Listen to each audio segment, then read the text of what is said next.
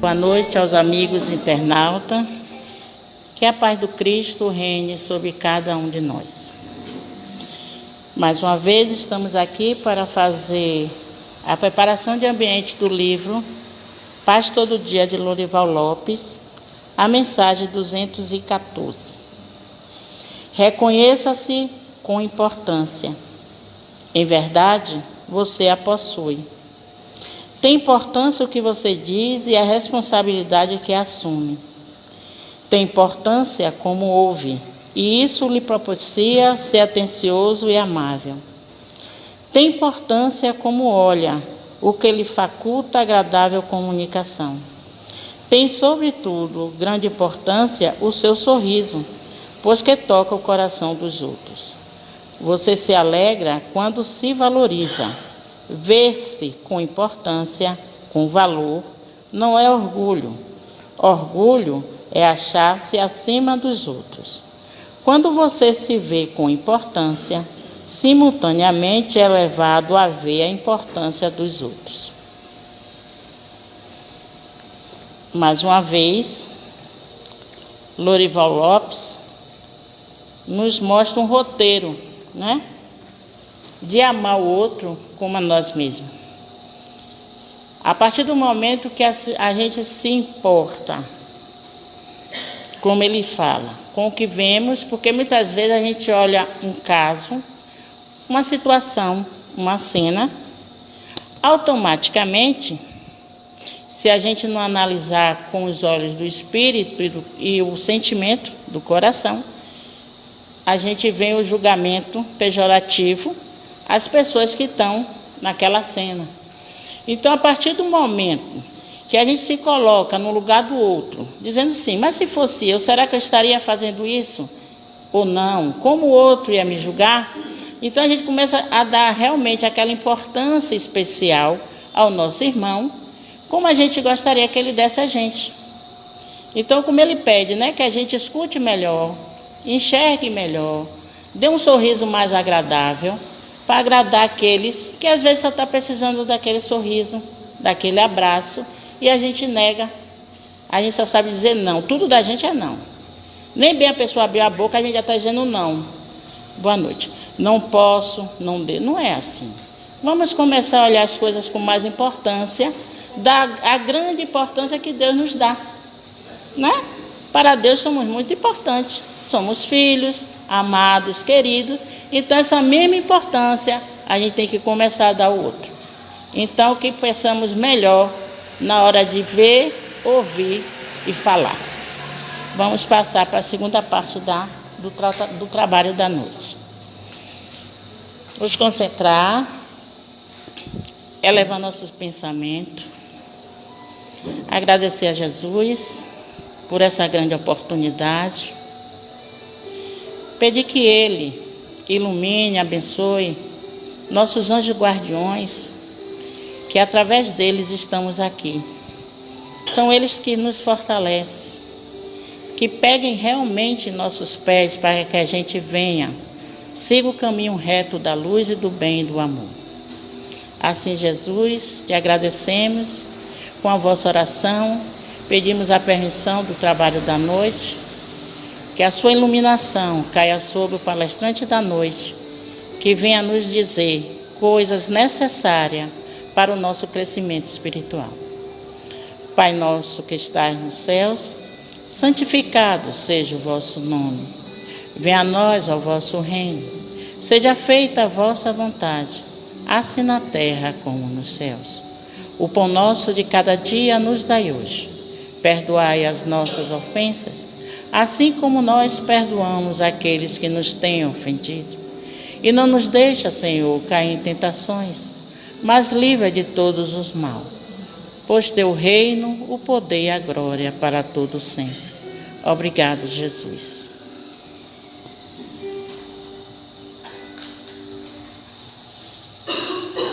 Você não sou eu.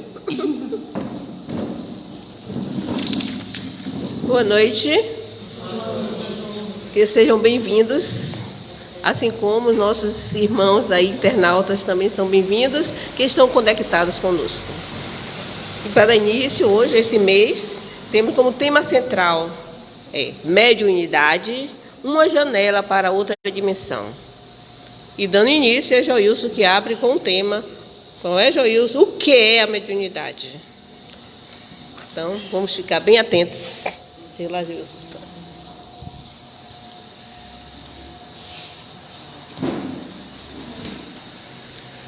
Obrigado, Gil. Meus irmãos, boa noite. Que o Mestre Jesus nos fortaleça, nos proteja e nos inspire para que essa vontade, esse esforço que estamos nos empenhando em vir aprender algo que possa nos fortalecer, nos beneficiar na nossa trajetória, na nossa caminhada evolutiva, já compreendendo a nossa condição de passageiros nessa existência. O tema de hoje, o que é a mediunidade? Uma janela para outra dimensão. É um tema que nós poderíamos dizer assim, é um tema cósmico, diante do tamanho, da envergadura e das nuances que caracteriza esse tema. Nós, esse mês, elegemos o estudo durante as palestras da questão da mediunidade, por a mediunidade ser essa alavanca, essa proposta e essa faculdade que todos nós detemos na nossa condição de espíritos imortais. Para iniciar, nós podemos nos lembrar, todos aqui que estão, que a única certeza que temos enquanto estamos agora encarnados é que nós desencarnaremos. Essa é a única certeza. No momento que houver o colapso celular, a desoxigenação cerebral, a parada dos batimentos cardíacos e o fechamento dos olhos para a visão da vida material. E a alma? O que acontece com a alma? A alma prosseguirá nesse despertar para um novo plano, uma nova dimensão. Terá como resultado angústias, perturbações, sofrimentos, diante das escolhas efetuadas ao longo da sua caminhada. Mas também poderá ter, por sua vez, o encontro com os seus afetos, seus familiares, espíritos amigos, que lhe possibilitaram a caminhada e, a partir daí, se dirigir a novos mundos, novos planos, novas experiências.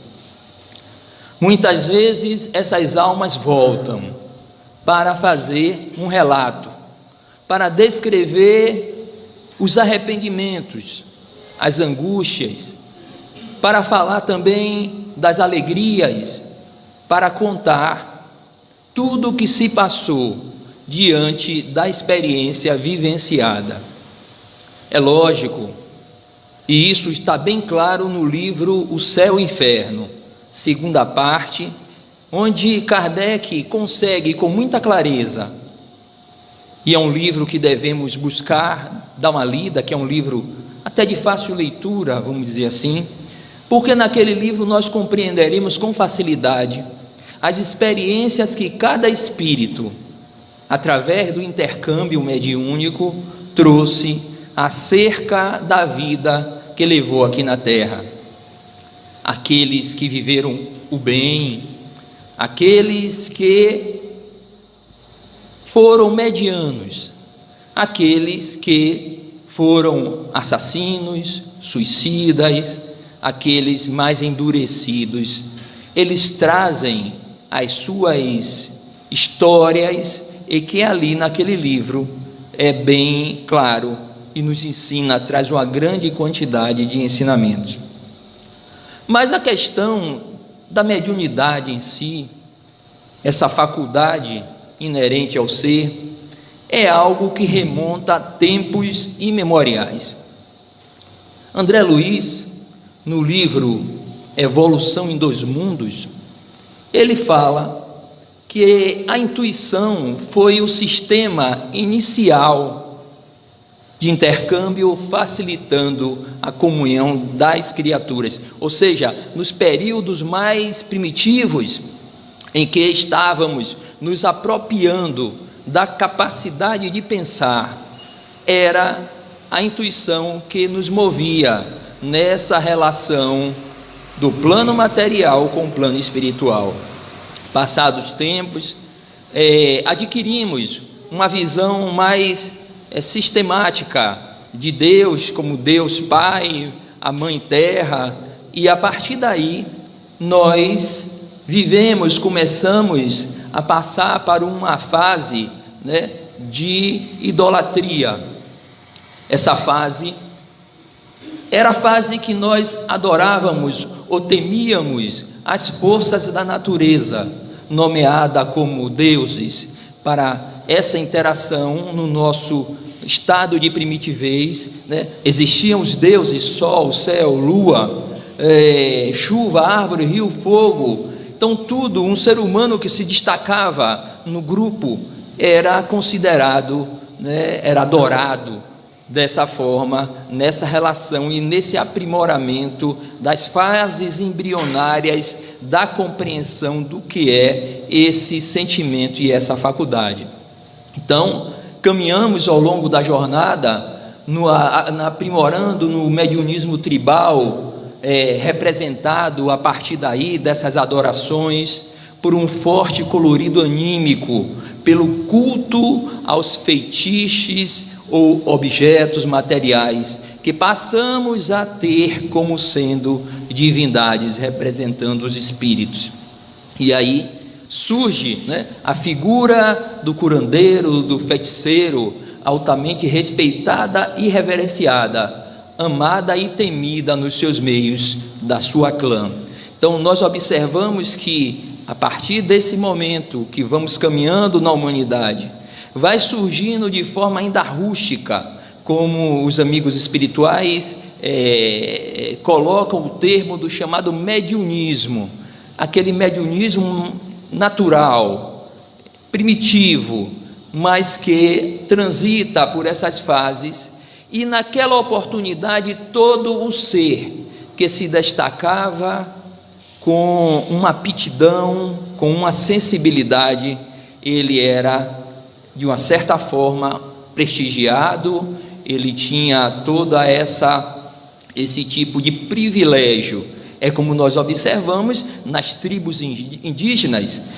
Nas tribos indígenas, quem comanda a tribo indígena é o cacique, mas o pajé tinha uma grande influência. A gente pode até falar dos sistemas políticos, mas o pajé ele tinha influência não por conta da hierarquia tribal, porque o cacique muitas vezes era filho do filho, ia passando aquela dinastia ocorrendo nas tribos, mas o pajé era sempre aquele que era dotado dessa sensibilidade, e a partir daí tinha regalias, privilégios, e até era temido em algum momento, como eram os xamãs, os feiticeiros, os magos, todas as nomenclaturas que esses seres eles obtiveram ao longo da caminhada evolutiva. Passando adiante, eu estou fazendo aqui um breve retrospecto nessa visão cronológica da questão do exercício e da interação mediúnica. Surge o mediunismo mitológico, aquele mediunismo que se relaciona com uma visão religiosa, no entanto, mais politeísta, na visão dos deuses. E aí que aparece os chamados oráculos. Os oráculos isso remete, nos leva à antiga Grécia, eram locais onde as pessoas iam fazer a consulta sobre seu destino. E lá nos oráculos eles encontravam os médiuns, que eram naquela época denominadas de pitonisas. Os oráculos, e um dos oráculos mais famosos que tem na história da humanidade é o oráculo de Delfos, né, que fica na Grécia, localizado no pé do Monte Parnaso. Esse oráculo ele foi construído em homenagem a Apolo, deus do sol, da música, da arte e também deus da profecia. E conta-se que o termo pitonisa é em homenagem a uma estrutura, a um conto mitológico que remete à serpente Piton, né, que conta que depois de determinado dilúvio, Apolo, que é o deus do sol, surge depois de uma devastação e daquela lama surge a serpente.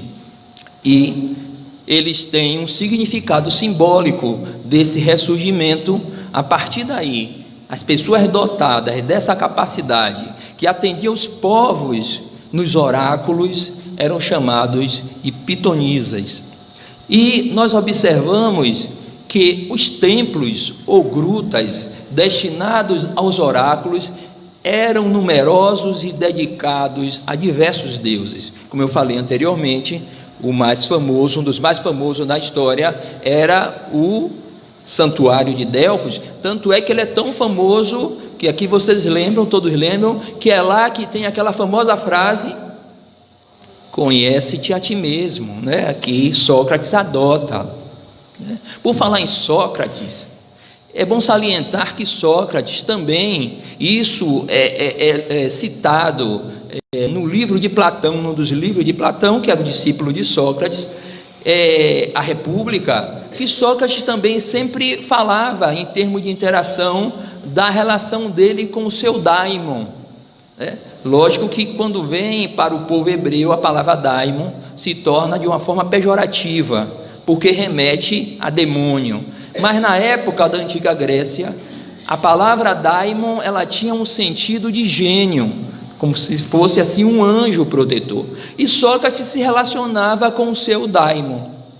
Mas continuando com relação à interação nos oráculos, os rituais variavam dos mais simples, como tirar a sorte, aos mais complexos.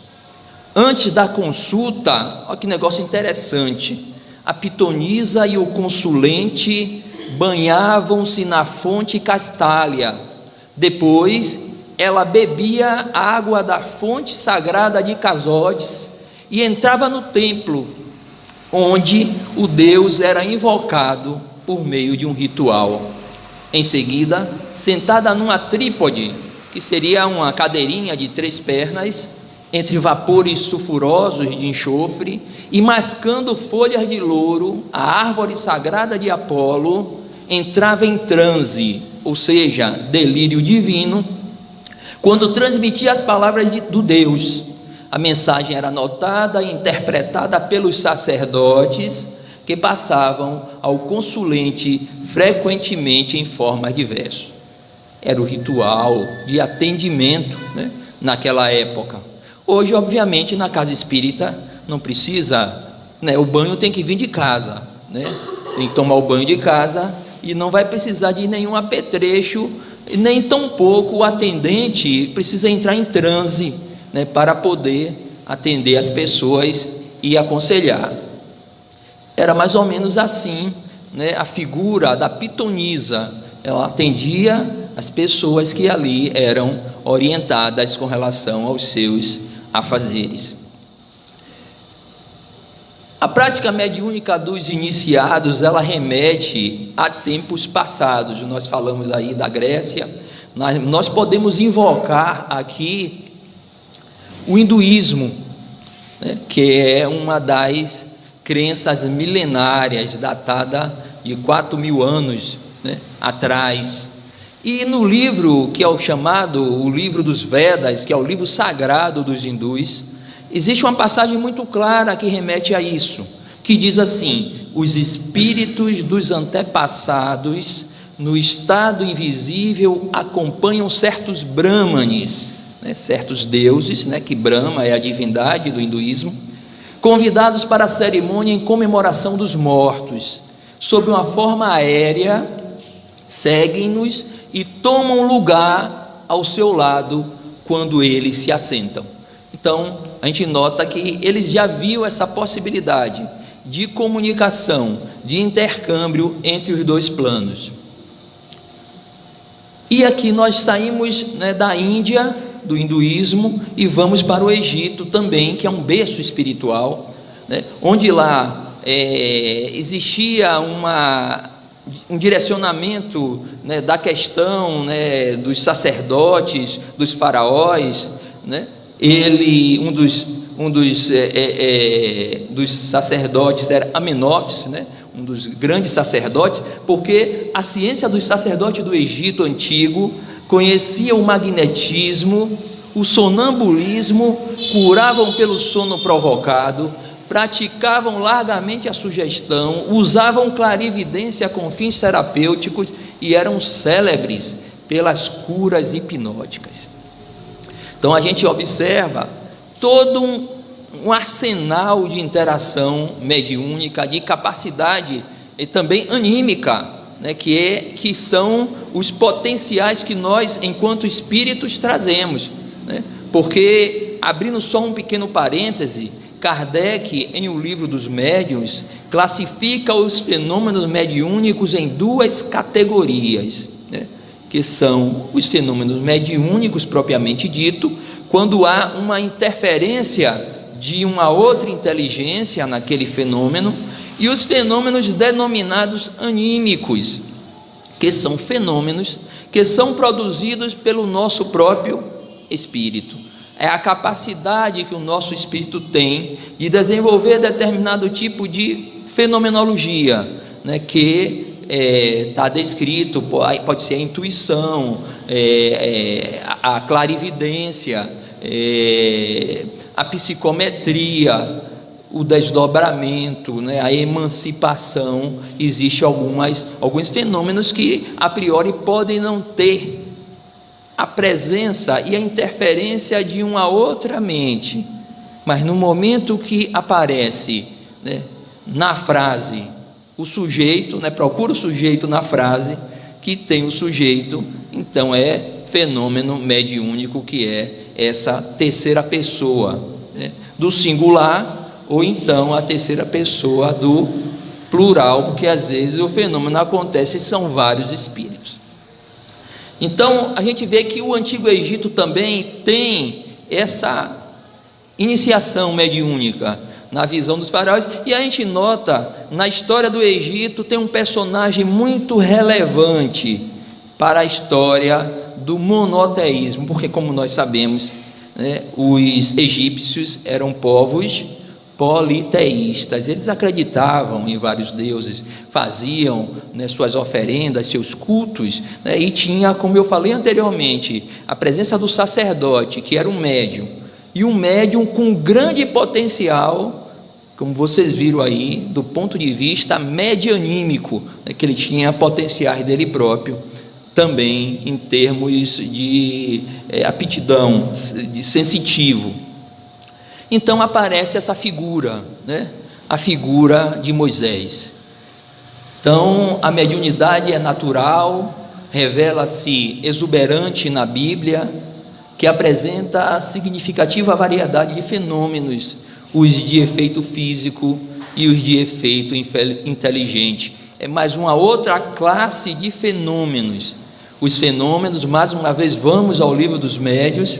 Kardec elenca que os fenômenos eles podem acontecer de natureza física e inteligente. Natureza física são aqueles que realmente movimentam a parte material, e os fenômenos inteligentes aqueles que compreendem só na sensibilização de uma camada ligada aos sentimentos, ao ser. né? Por exemplo, os fenômenos de efeitos físicos são aqueles fenômenos que aconteceram na casa da família Fox, no momento em que aquele vendedor, né, mascate, Charlie Rosman, tentou se comunicar com as meninas, a Margarete e a Kate, né, meninas de 9 e 10 anos, vendo aqueles barulhos insólitos na casa, aí pergunta: pé rachado, faço o que eu faço? Aí bate 3 palmas e o espírito lá, que foi assassinado naquela casa, responde com as pancadas, e aí vão estabelecendo uma comunicação através da tipologia, e ele vai perguntando, as meninas vão perguntando, aparecem mais pessoas, pergunta: qual é a idade de minhas filhas? O espírito responde todas as idades, vai respondendo várias perguntas. Então, esse fenômeno que fere, né, a visão de todos, a audição. Existe um fenômeno que é muito comum nos relatos bíblicos, que assim, aí apareceu aquela voz, ou de repente, se aqui aparecesse uma voz que não fosse da caixa de som, que falasse e que todos ouvissem, seria um fenômeno de efeito físico, que todos ouviram. Agora, se aqui houvesse uma voz e Dona Catiane só que ouvisse, seria um fenômeno de efeito inteligente, porque aí utilizou a estrutura única do médium, os canais, né, a parte do cérebro responsável por sua audição é que foi excitada e só ela ouviu. Então seria fenômeno de efeito inteligente. Então, prosseguindo, e aí a gente tem assim o histórico, né, do grande fenômeno do Monte Sinai, onde Moisés recebe lá as tábuas, né? Eu não falei tauba, eu falei tábuas. As tábuas, falei, professora certinho, as tábuas da lei, né, que são os 10 mandamentos. Agora existe uma dúvida aí, né? Que tipo de fenômeno aconteceu no Monte Sinai? Será que foi um fenômeno de voz direta? Os espíritos falaram e Moisés escreveu? Será que foi um fenômeno de psicografia, a exemplo de Chico Xavier? Ele estava lá num monte, como conta a história bíblica, ele passou 40 dias, se não me engano, lá no Monte Sinai, se afastou um pouco lá do povo que ele já tinha tirado do Egito e levado para a terra prometida. Então, naquele momento, será que ele entrou em transe e aí psicografou os 10 mandamentos? Será que houve um fenômeno chamado de pneumatografia, que é um fenômeno que eu pego um papel, boto numa gaveta e amanhã esse papel aparece escrito, né? É a chamada escrita direta, foi escrito pelos espíritos, assim como tem o voz direta também. Então não se sabe, a gente só sabe que Moisés, depois desses dias, desceu do Monte Sinai lá com as tábuas, com os 10 mandamentos, queria nortear a caminhada do povo hebreu rumo à terra prometida. Mas nesse percurso, nesse manancial de fenômenos mediúnicos, e também eu volto um pouquinho e lembro do Antigo Testamento, do episódio de Elias, né? Elias, né, e os seguidores de Baal, né? Naquela contenda, naquela disputa em que Elias queria autenticar a presença do Deus único, e os seguidores de Baal, né, que tinham as suas adorações, os seus cultos, as suas oferendas, eles se encontraram, né?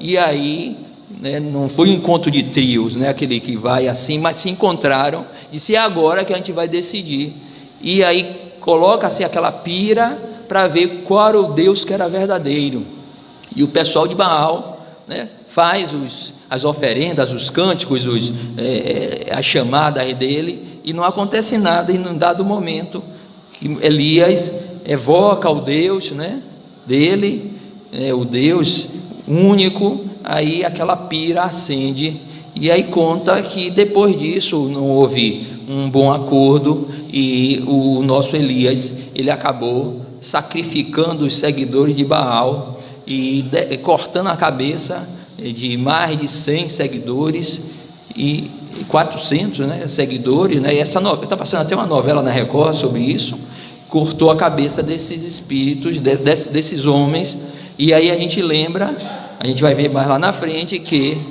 ele volta como João Batista e acaba também sendo decapitado a sua cabeça.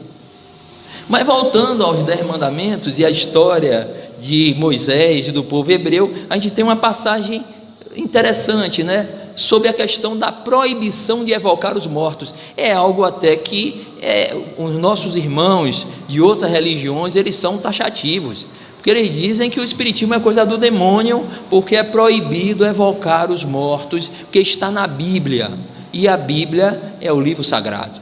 Mas o livro sagrado dos Vedas fala da possibilidade de evocação. Mas o livro sagrado dos persas, o Zendavesta, que é oriundo de Zoroastro, né, que é do povo persa, que foi o zoroastrismo, que foi também uma filosofia que trouxe lá na antiga Índia, falava também das possibilidades de comunicação. E aí nós observamos que Moisés, ele, de uma certa forma, ele condena, né? Ele diz que não pode. E nós vamos para o livro O Consolador, que é psicografia de Chico Xavier e foi ditado pelo Espírito Emmanuel. E na pergunta 274, fazem essa pergunta a Emmanuel: qual a intenção de Moisés no Deuteronômio, recomendando que ninguém interrogasse os mortos para saber a verdade? Emmanuel responde: antes de tudo, faz-se preciso considerar que a afirmativa tem sido objeto injusto de largas discussões por parte dos adversários da nova revelação, que o Espiritismo trouxe aos homens, na sua feição de consolador. Ele dá ênfase que isso daí tem sido um dos argumentos, né, das pessoas contestadoras por conta dos seus ângulos religiosos.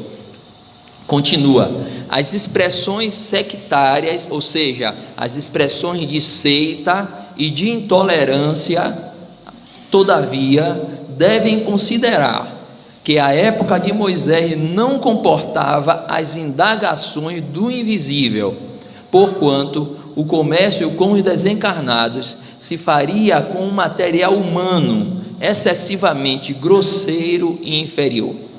Nós notamos que Emmanuel, nessa resposta, ele fala assim: porquanto o comércio com os desencarnados. Essa palavra comércio, até mais tarde ele explica, ela não refere-se apenas à questão material do dinheiro, da venda das informações, tal. Esse comércio que Emmanuel usou aí, entende-se como também o intercâmbio. Então, poderia dizer assim, ó, porquanto o intercâmbio com os desencarnados se faria com matéria humana excessivamente grosseira e inferior. É óbvio. Moisés está distante de Jesus mais ou menos 1500 anos, né?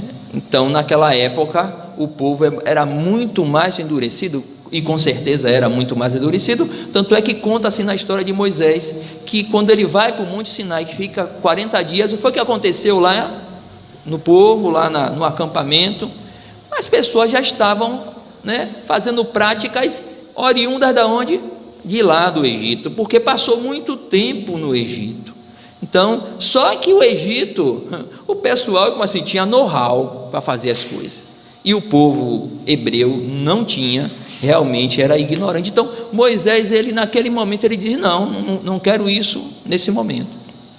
Então nós vamos adiante, que é com o advento de Jesus que a coisa muda, né? Que Jesus começa a trazer uma nova visão, principalmente uma visão de Deus, né? Enquanto Moisés era necessário para aquele povo de forma rígida, rigorosa e até certo ponto grosseira, porque havia uma necessidade desse legislador né, desse líder naquela oportunidade, Jesus já traz um outro discurso, mais ou menos 1500 anos depois de Moisés. Jesus, como nós sabemos, é o governador da terra, o Espírito responsável pelo nosso orbe, e ele, na sua caminhada, ele traz orientações, ele traz condutas, atitudes que vão trazendo o ser para um outro degrau. Em matéria de mediunidade, nós podemos destacar o encontro do Monte Tabor, né? Quando Jesus escolhe 3 apóstolos para ir ao monte: Pedro, Tiago e João. Então eles vão ao Monte Tabor, e lá no Monte Tabor ocorre a chamada transfiguração. O mestre, em determinado momento, o seu corpo se vê numa luz muito brilhante, se expande, e ali naquele instante aparece quem? Elias e Moisés. Tanto é que os apóstolos mandam fazer tendas, né, para todos passarem a noite. Então é um fenômeno patente. E se aqueles espíritos apareceram ali, foram um fenômeno de materialização. Os espíritos se materializaram e conversaram com os apóstolos. No entanto, nós observamos na descrição do evangelista que quando Jesus desce o monte, ele diz o que para os apóstolos?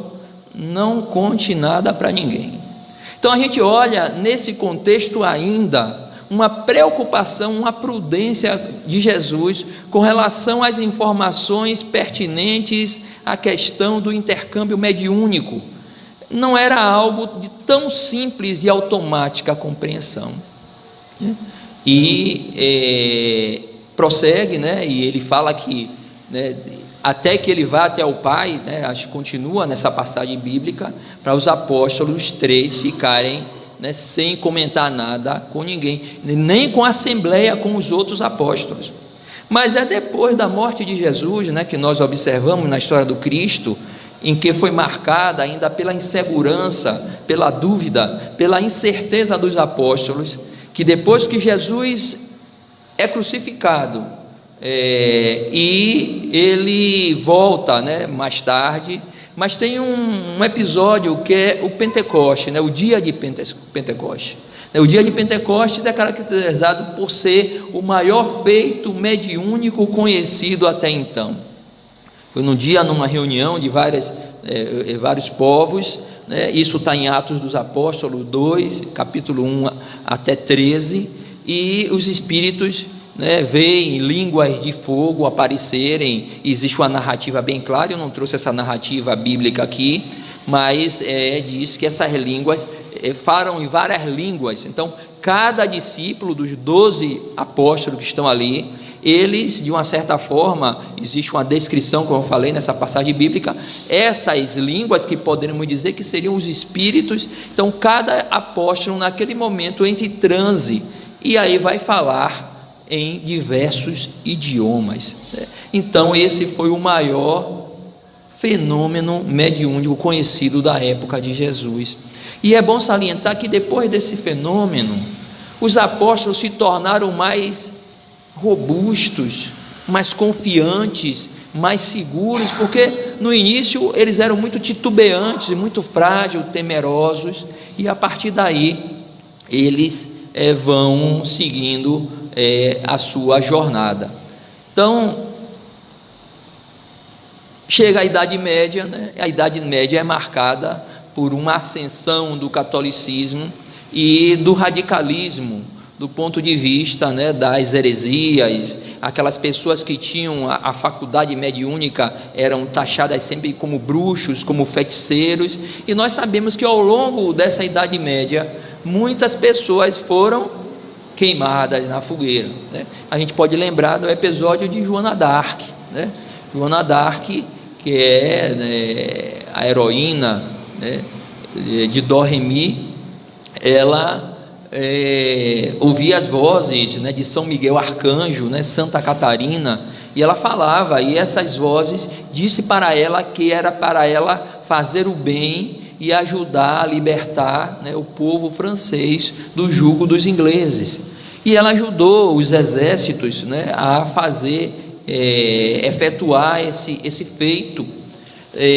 Mas depois de ela ser presa e passar pelos julgamentos, né, pelas humilhações, pela história de Joana d'Arc, todos nós já sabemos que ela morreu queimada na fogueira, porque foi taxada como demoníaca, né, como feiticeira, como bruxa, porque ouvia vozes, né, dos espíritos. A chegada do espiritismo mais adiante, no século XIX, nós observamos que foi uma chegada onde, no seu livro A História do Espiritismo, né, o americano Arthur Conan Doyle, ele diz que foi uma época onde houve algo de manifestação organizada da espiritualidade, e realmente foi isso que houve. Em toda a parte, né, da Terra houveram as manifestações, iniciando ali, eu já falei sobre elas, as Irmãs Fox, né, isso nos Estados Unidos, né, no condado de Hydesville, em Nova York. Então aconteceu os fenômenos que descobriram posteriormente que aquela entidade que tentava se comunicar foi o mascate Charles Rosman, que foi assassinado naquela casa, né? Mas a doutrina espírita, ela traz no seu nascedouro as manifestações, fenômenos de efeito físico, as mesas girantes, né, em Paris. Vou falar aí, eu vou abrir um parênteses aqui. Quem já assistiu o filme Kardec, acho que ainda está passando o filme Kardec ainda. Dona Merinha aí já assistiu 2 vezes, Dona Merinha, certo? Então é importante quem não assistiu o filme. Eu acho que ainda há tempo de assistir o filme Kardec. O filme ele é muito interessante, é muito bem feito e conta um pouco dessa saga, né, do que Kardec passou. Mas voltando à questão do surgimento do espiritismo, todo norteado por fenômenos mediúnicos, as mesas girantes. Aí que os amigos de Kardec, era Hippolyte Léon Denisard de Rivail, ele não era espírita, não era nada, ele era um educador, um magnetizador, um pesquisador. Mas um amigo dele chama, já sabe da última, não só os seres humanos podem ser magnetizados, mas também as mesas, chegando ao ponto de poderem andar sozinhas e sair girando. Aí Kardec disse: não, isso é possível, né? Diante do magnetismo tudo se explica. Aí o amigo chega: não, agora as mesas não só andam e correm não, mas ela também fala. Disse: opa, até agora só indo lá para ver. E Kardec, que é Hippolyte Léon Denisard, começa a acompanhar, né, as experiências, as reuniões, né, na casa da senhora Roger, senhora Plana Maison, né, se aproxima da família Charlotti, e ele vai começando a entender o seu objetivo, e ele formata essa doutrina maravilhosa que nós temos aí até hoje, que é a terceira revelação, o Consolador Prometido. Então, a gente vai ver então no Livro dos Médiuns um conceito muito interessante, né, sobre médium, e praticamente sobre mediunidade. Então, médium é todo aquele que sente, num grau qualquer, a influência dos espíritos. Por esse fato médium, essa faculdade, ou seja, a mediunidade, é inerente ao homem, por isso mesmo não constitui privilégio, e são raras as pessoas que não a possuem, pelo menos em estado rudimentar. Pode-se dizer, pois, que todos mais ou menos são médios. Então, ele coloca ali: essa faculdade é inerente ao homem. Desta forma, começamos a compreender, e o Livro dos Médiuns é um divisor de águas, é um tratado científico para tudo aquilo que no passado, como eu listei aí, contei essa história para vocês, era tido ainda como maravilhoso e sobrenatural. Inclusive, existe um capítulo no Livro dos Médiuns que tem esse título: do maravilhoso ao sobrenatural. Então, tudo era tido como enganação, né, como heresia. As manifestações foram sempre temidas, E a faculdade, ela se encontra dentro de nós. Dentro de nós. Essa faculdade é inerente ao homem. Então, todos têm faculdade mediúnica. E aí, daí a gente conclui o quê? Não foi o Espiritismo que criou mediunidade. Porque existem as pessoas ainda de má fé que às vezes adultera até os seus livros, né? E colocam até nas passagens lá do Antigo Testamento, né, que é proibido evocar espíritos. Então modifica até o formato na sua atitude ainda talvez insana, na busca de manter naquela mesma visão sobre a questão da experiência mediúnica. Então, Kardec também continua: a capacidade mediúnica é considerada uma percepção inerente à estrutura psíquica das criaturas. A capacidade é inerente à estrutura psíquica das criaturas. Por isso é que encontramos nos mais diferentes níveis de consciência da humanidade. Então, não é preciso ter consciência de nada. Ela não é moral. Ela não é moral. Mas a moral do médium é que responde pelo seu uso. Então, não tem assim, só vai ter essa habilidade, essa possibilidade, as pessoas dotadas de ética. Não. A faculdade é do ser, é ferramenta de crescimento. É a mesma coisa. A inteligência. Todo mundo tem inteligência. Obviamente, tem alguns que têm mais inteligência, mais desenvoltura.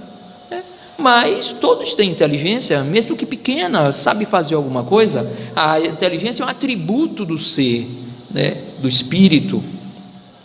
Ela é simplesmente uma das funções psicofisiológicas do homem, podendo ser enquadrada como um dos sentidos que o espírito encarnado utiliza a fim de manifestar-se e desenvolver-se gradativamente para a plenitude da vida.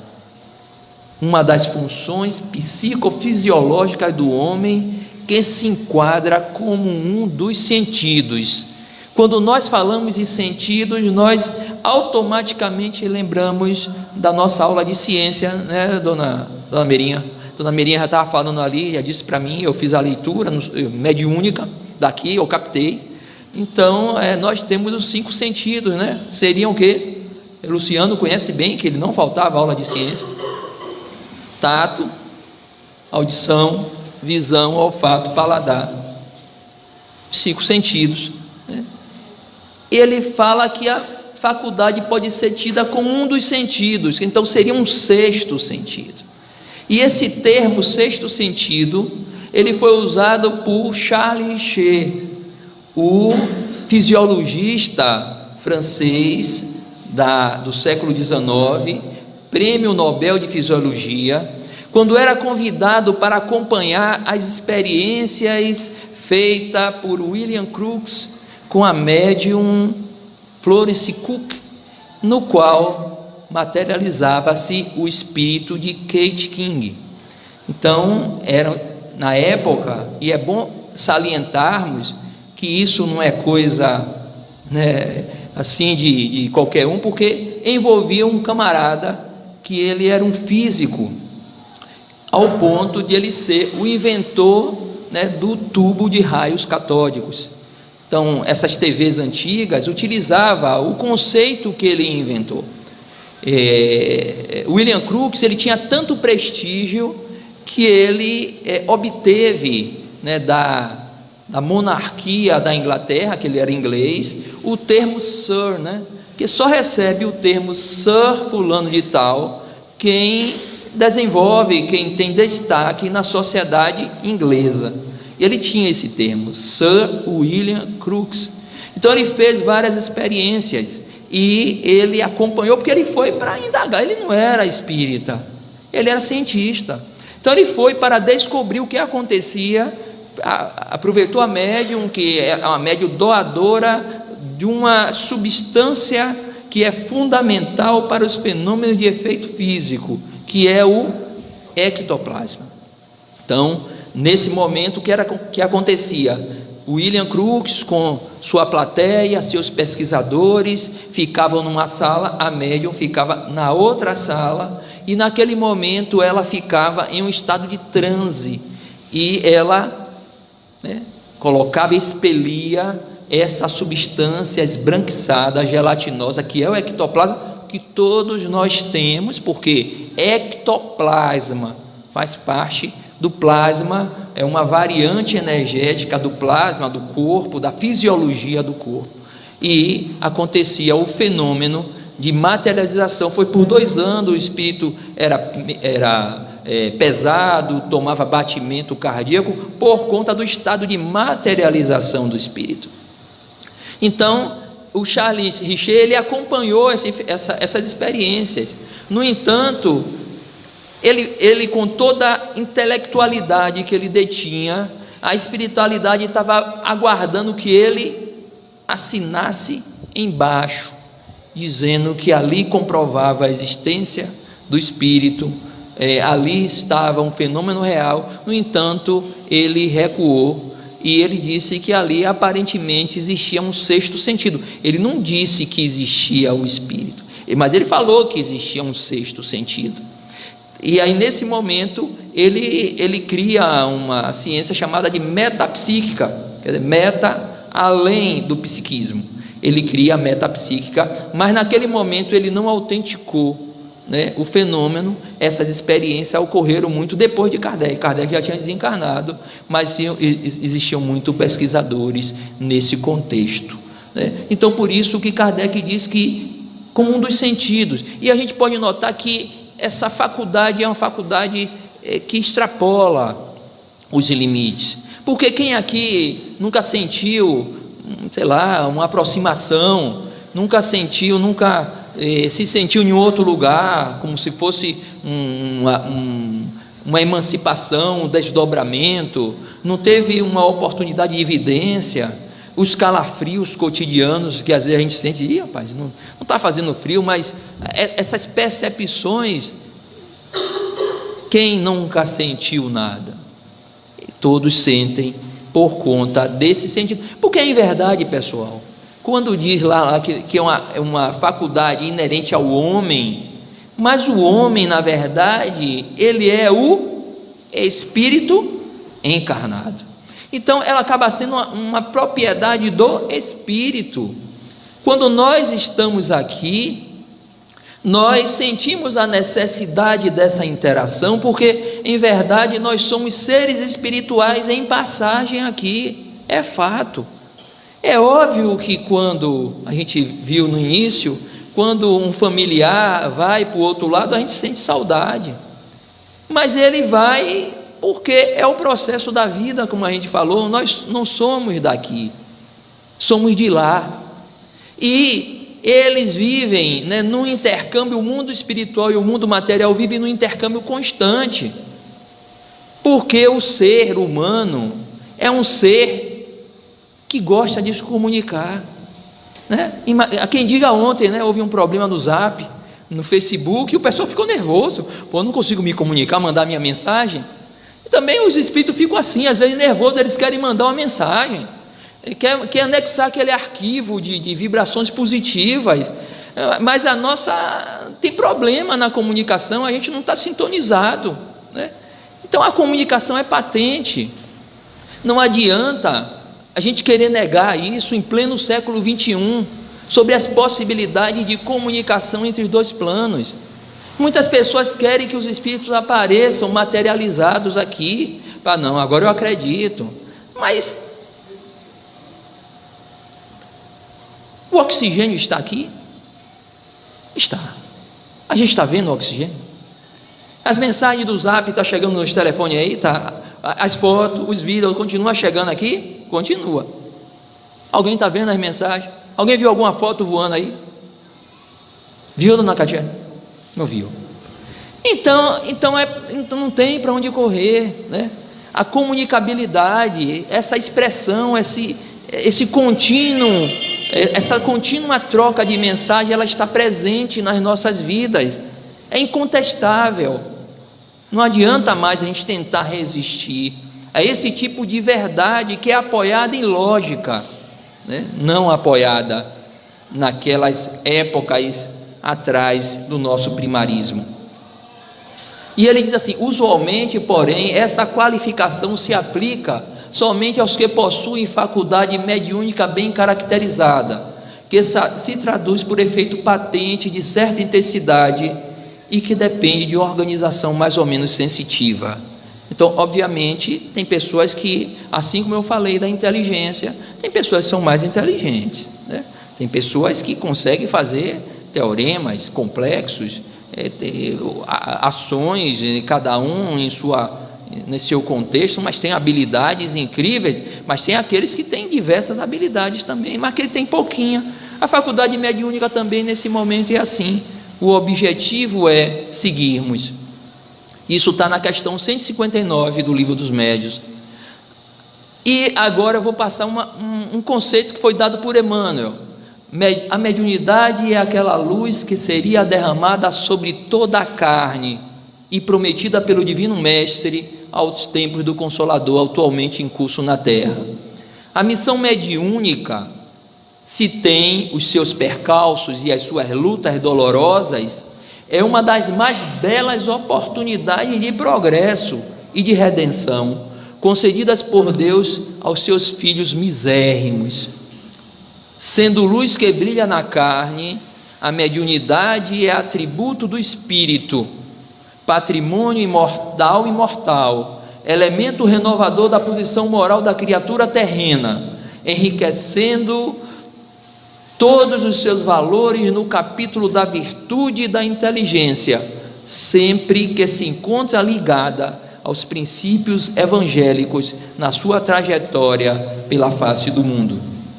Esse é o conceito de Emmanuel, né? Como a gente nota aí, a ênfase que ele dá na grande oportunidade desse potencial. E aqui a gente não vai dizer: não, eu preciso ser um médium igual a Chico, eu preciso ser um médium que eu entre em transe, que eu veja, né? Que eu seja um médium de cura. Eu queria ser um médium de cura, né?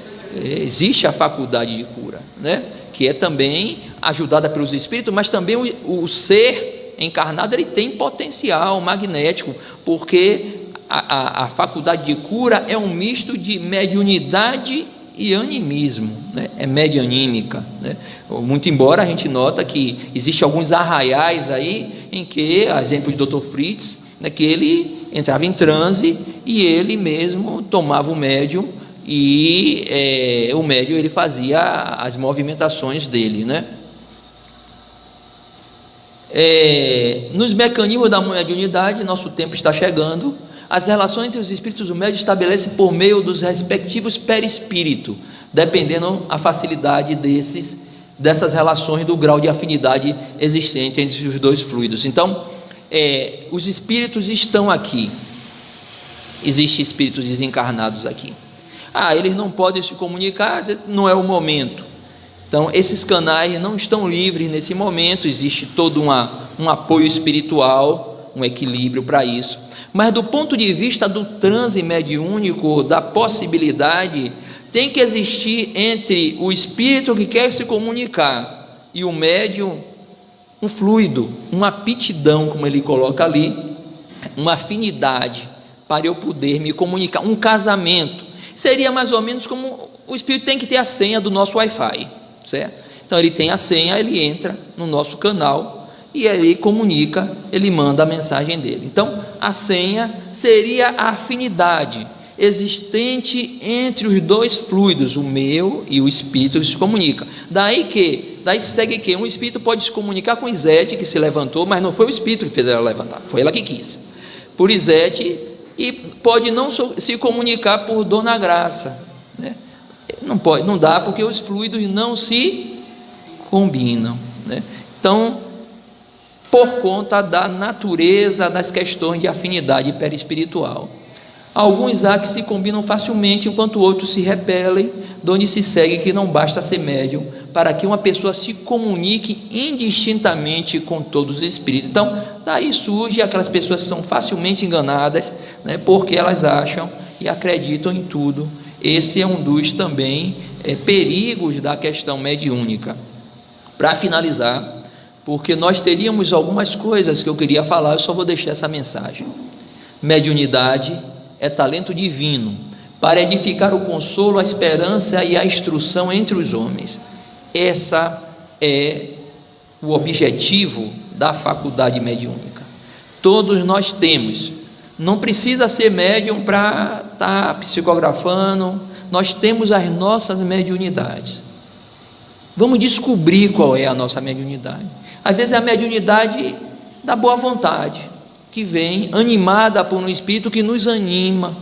Às vezes é a faculdade, né, que nos incentiva para a tolerância. Às vezes é uma pequenina coisa que nós temos, que todos temos.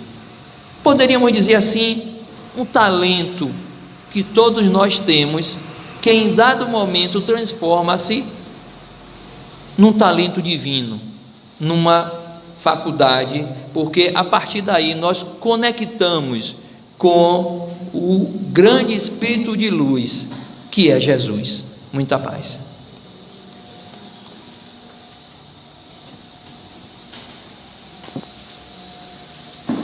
Bem, só temos a agradecer a Joilson por essa aula de hoje, viu?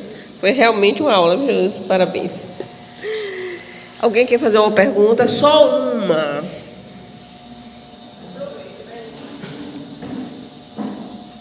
Joilson. O que fazer então, quando o indivíduo percebe essa sintonia, essa facilidade que a gente chama de mediunidade? O que ele deve fazer? Onde ele procura para poder compreender o que ele sente? A pergunta de Leninha, assim, o que é que a pessoa deve fazer quando compreende que tem possibilidades mediúnicas? A primeira coisa é que a pessoa detém um livre-arbítrio e ela, em princípio, ela vai poder fazer, né, o que ela quiser, ir para qualquer frente, ou até mesmo querer rechaçar. Porque, às vezes tem pessoas, por questões de medo, né, no início tem medo da faculdade. A faculdade mediúnica, ela tem uns tracinhos específicos, né? Diz assim, a pessoa que às vezes tem medo à noite do escuro, de se levantar, tal, é porque às vezes sente uma interação, né? Não dizendo que isso aí a gente pode abraçar como sendo sempre isso, deve existir outras causas, mas às vezes também é um sinal de uma certa elasticidade mediúnica. Então, guardadas as proporções, em primeiro lugar, a busca da sua vida, da mudança de hábito, quando a pessoa identifica que tem mediunidade, que tem essas aptidões, né? Porque a mudança de hábito, de tentar se vincular a atitudes, a hábitos saudáveis, vai favorecer, né, a sua conexão com espíritos saudáveis, né? Então, um exemplo. Em segundo lugar, se ela achar conveniente querer se aprofundar, a casa espírita está sempre de portas abertas, porque com todo respeito, né, às diversas religiões, mas só a doutrina espírita traz uma leitura desataviada, né, de todos aqueles processos iniciais que nós vimos em torno da faculdade mediúnica, encarando-a com simplicidade, com naturalidade e fazendo com que a pessoa entenda a sua finalidade existencial e o uso correto do recurso que ela tem nas mãos, né?